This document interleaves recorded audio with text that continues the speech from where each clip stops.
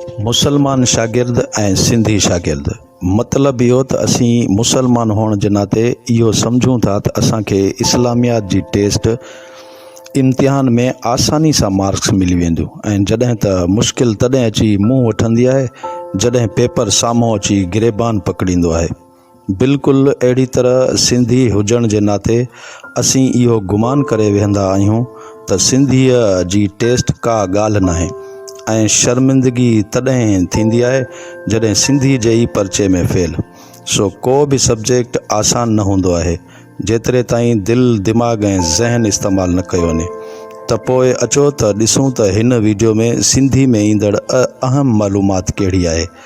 Like subscribe करियो ऐं link click करियो सिंधी वीडियोस चैनल।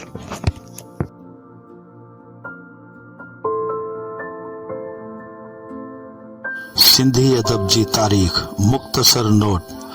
गनान सुमरन जे दौर में चया विया सैयद नूरुद्दीन पहिरियों गनान चवंदड़ आलम हो।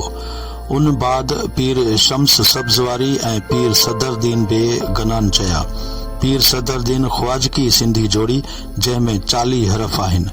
गेच सुमरन जे दौर जी शाइरी आहे जेके माई मुर्खां सभ खां पहिरियां चया।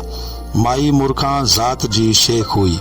सिंध जो पहिरियों मंज़ूम किस्सो चवण वारो शाइर भागू भान हो जंहिं दोदे चनेसर जो किस्सो चयो।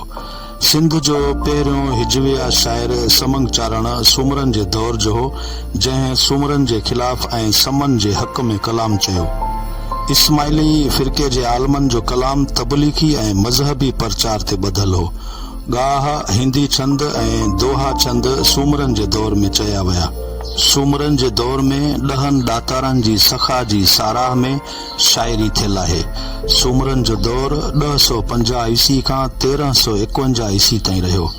मामूई फ़क़ीरन समन जे दौर जा आहिनि। मामूई फ़क़ीरन खे हफ़्त तन बि चयो वञे थो। मामूई फ़क़ीरन जा 7 बैत मिलनि था जंहिंखे मामूइन जा बैत सॼो वञे थो। मामूई फ़क़ीरन जा बैत पेशन गोइन ते ॿधल आहिनि। हुननि समन जे दौर में समन जे ज़वाल जी अॻकथी कई। समन जे दौर में इस्माइली तबलीग ते ॿधल कलाम गनान पीर सदरदीन जे पुटु पीर हसन कबीरुद्दीन चया। समन जे दौर में अलफ अशबा जी शाइरी जा इशारा मिलनि था जेके शाह मुराद जे कलाम में आहिनि।